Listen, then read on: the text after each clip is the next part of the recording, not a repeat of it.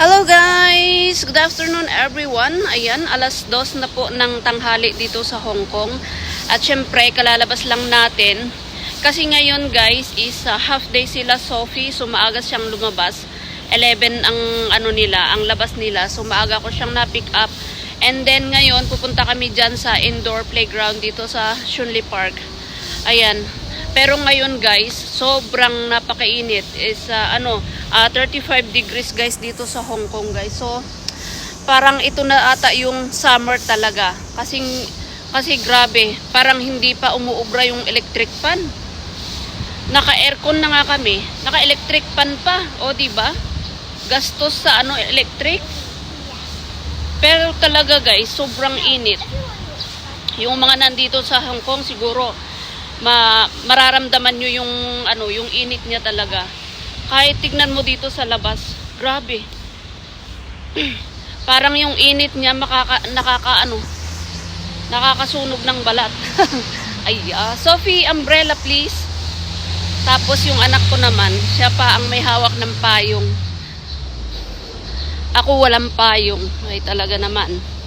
Sophie, can I have umbrella? Mainit. Ang init talaga guys. Anong ginagawa naman nila dito? Nagre-repair sila ng electric. Ayan. Sa likod ko nagre-repair ng mga electric dyan. May umakyat dyan sa pole. Ayan guys. Ihatid ko si Sophie dito sa dito kami sa indoor playground. Kasi ngayon pag maglalaro siya dito sa sa labas, sobrang init guys. Kaya doon muna kami sa indoor. At least may aircon doon. Libre. Kahit maupo ako doon habang siya naglalaro, okay lang. At least merong aircon ba.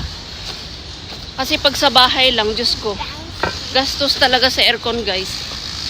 Full day na naka-open ang aircon. Come on Sophie, let's make it fast. Ayan guys. Ayan guys. Oh, sabi ko kay Sophie, yan yung bus mo Pareho kasing kulay. Pero iba daw. Ayan, come Sophie nearby me. It's so hot. Tingnan nyo, pinapawisan na. Ayaw pang sumilong dito sa payong. Ayan na yung Shunli Park guys. Nilalakad lang namin. Mula sa bahay hanggang dito sa sa Shunli. Ayan yung sports center ng Shunli Park. Medyo humahangin naman ng konti. Konti lang. Ayan. Pero pag nandyan ka sa Sophie! Naglilinis sila. They are cleaning. See? Ganyan pala maglinis. Pag yung mga may mga dumi-dumi sa gilid, parang binabrush nila. Yan guys, yung yellow na, yan na yellow. Binabrush niya yung gilid-gilid. May bilog na dalawang red doon sa baba nung katapat nung gulong. So nagbabrush siya. Guys, ayan, nandito na kami sa Shunli Park. Ayan. Kung nakikita nyo yan yung entrance. Ayan. So, tapos yan yung yung indoor playground. Ayan yung entrance guys. So pumasok lang naman kami dito and then tara doon sa indoor. Ayan. Yan yung outdoor playground. Dito kami sa indoor playground guys. Ayan, Shunli Sports Center. So guys, ayan, andito na kami sa loob. Tapos, ito yung indoor. Ayan. Oh. Pero hindi pa sila open. Mag-open sila ng 2:30. Kaya nag-aantay kami dito sa waiting area. Meron pang 5 minutes bago nila i-open. Ayan, so dito puro busy ang mga tao. Ayan, tignan nyo, nakayuko lahat sila. Kanya-kanyang panood sa kanilang mga cellphone. Si Sophie naman, pangalawang ikot, pangalawang pasok na niya yan guys. Kaya, ayan, alas 3 na. Pero andito pa rin kami sa indoor playground. 3:30 pa sila matatapos. Guys, dito sa sa sports center, meron silang billiard. Ayan, meron silang training mag-golf. Ayan yung billiard dyan. Billiard. Ayan yung pinaglaruan nila Sophie. Ayan yung gym, playground, indoor. Tapos akyat tayo dito sa second floor. Hindi ko alam kung ano meron sila dito, guys. Dito kami sa second floor. Makikita mo yung mga naglalaro dyan sa baba. Ayan. Sophie, be careful. Man guys, table tennis. Ayan, may naglalaro sa loob. Pero itong mga to, government ano siya, sports center.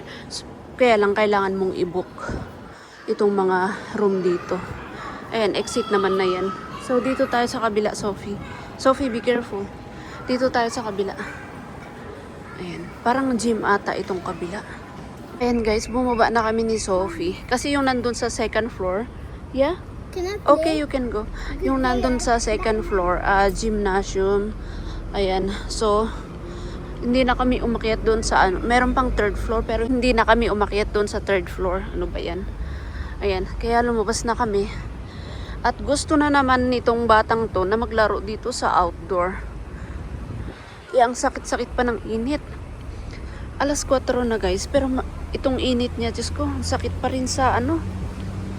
Parang alas 12 pa lang. Tapos yung biglang ano, paglabas mo doon, kasi malamig doon sa loob, paglabas mo dito, ang init. So ayan.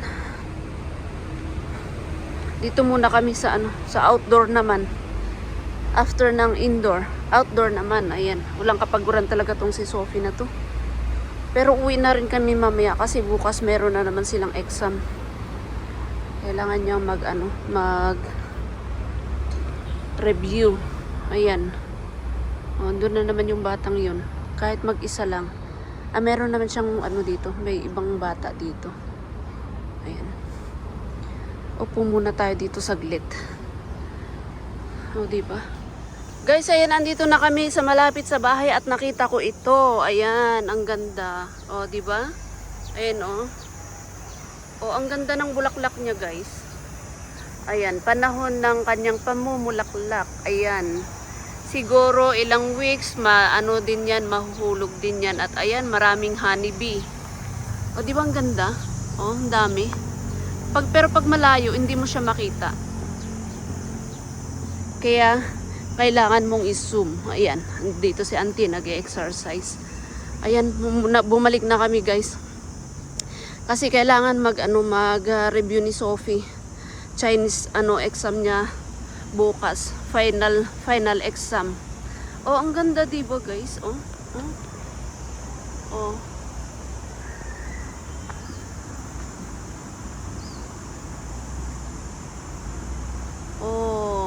Yung ganda, ang ganda. Parang mangga ito, parang mangga. Yung bunga niya. Diba ang ganda? Nawili na naman ako doon sa bulaklak niya. Ang dami kasi, guys. Ayan, maganda ng mag-stay dito kaya lang mainit. Ang dami nang nakaupo diyan. Nagkukwentuhan. Pag mga alas 6, mga ganyan, bumababa na yung mga matatanda dito para magkwentuhan dito sa puno ng mga punong kahoy. Puno ng mga punong kahoy. Ano ba yan?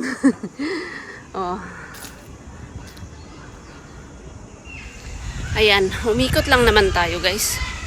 Pwede namang dumaan doon sa harap, pero dito kami sa likod dumaan. Ayan, iikutin lang naman natin tong likod namin. Ay, wala na yung kamatis doon. Tinanggal na yung kamatis. May mga bunga pa naman. Ayan, dito tayo sa likod dumaan. Diba? Diyan tayo galing. Tapos dito tayo dadaan. Habang tayo nagbi-video. Diba? Kasi, ayan, kulang pa yung video natin. Dito lang naman tayo dumaan sa likod. So, ito yung bahay namin. Ayan. Doon kami sa taas. Tapos, pag nandun kami sa taas, nandun tayo sa taas sa bahay, ito yung punong kahoy na nakikita natin sa bintana. Pag minsan, pag umuulan, ayan, ito yung mga punong kahoy na nakikita natin doon sa bintana. Pag nagbibideo ako doon sa taas, sa loob ng bahay. Ayan.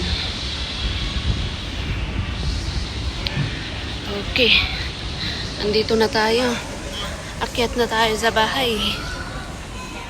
Guys, andito na tayo sa bahay at hanggang dito na lang po ang ating video. Salamat po muli sa pagsama nyo sa amin sa araw na to. Ayan, kahit na late na tayo ulit nag-upload at nag-video, ayan, nakahabol pa rin kahit 10 minutes lang. O, diba? Bye guys, good night. Bye-bye. Don't forget to like, share, and subscribe, and hit the bell icon. Thank you for watching.